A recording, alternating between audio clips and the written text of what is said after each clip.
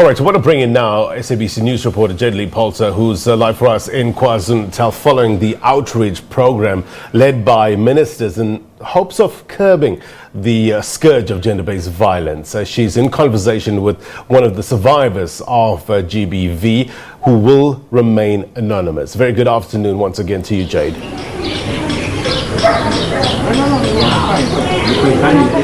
You know, Blaine, for the better part of the morning, you've been speaking about mental health awareness as well as homeless. And I think it's very fitting that it ties into what women are experiencing as well. For those women who are going through gender-based violence, many of them often do end up homeless. They end up in centers, they end up staying with friends, they end up staying with family members for long periods of time. And then eventually they find themselves out in the streets, running away from their loved ones who are abusing them, not only emotionally, but also physically. Now, I am with an anonymous woman here who has gone through it all. She's staying at this particular center here in Phoenix, and she's going to share her story with us at this hour. Thank you so much for being brave enough and taking the time to speak to us and share your story. I just want to find out from you, what led you to end up here at this particular center? Tell us what you went through. I'm actually a victim of domestic violence, physical and verbal abuse, which I've been tolerating in my marriage for 5 years.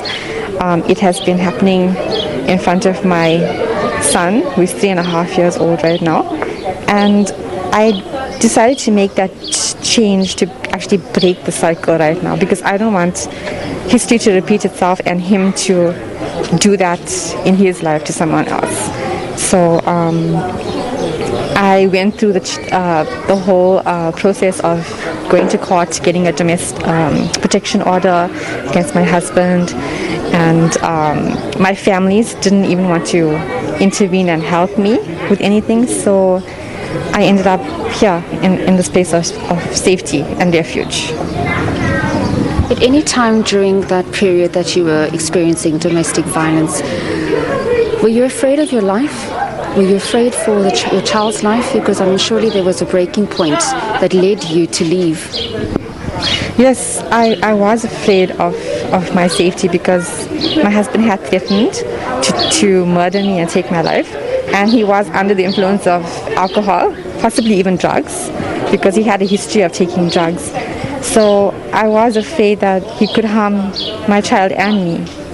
And I was living in fear for that time that I was with him. Mm-hmm. You know, many people, they speak about being homeless as people who are impoverished, who don't have a place to go, those who unfortunately don't earn as much to have proper safety or a place of living. But there are also many people who flee a home because they are not safe, and you are one of those people. For those that are still in abusive relationships, that are back at home listening to this interview, that are taking away these elements, that want to leave but cannot, do you have any encouraging words to part with them? Yes, I do. To the women and children of South Africa who are actually watching this right now, I say to them, and I give them words of hope and encouragement, and I say, no one has the right to verbally or physically abuse you. You are special and loved. Speak out against abuse. Get a protection order from the court, which is available, and use it against people that are abusing you. It could be your spouse or your family members. So be brave and courageous and walk away. You have a choice to break the cycle of abuse from repeating itself in your children's lives by removing yourself and them from the abusive relationship. Love yourself, believe in yourself, work, study and educate yourself so that you can have a career and a job one day, and you can own your own home or vehicle, and you can take care of yourself and your children, because all things are possible with God. So never give up hope. Pray, because God will make a way where there seems to be no way. And knowledge is power. The power is in your hands. So make the right choice to walk away from verbal abuse and domestic violence. Thank you so much for sharing your story with us, and I'm sure that anyone back at home who is experiencing domestic violence, who knows of a loved one who is going through a lot, can take away from this interview, can also encourage them the way that you have encouraged many back at home listening to this interview, Blaine.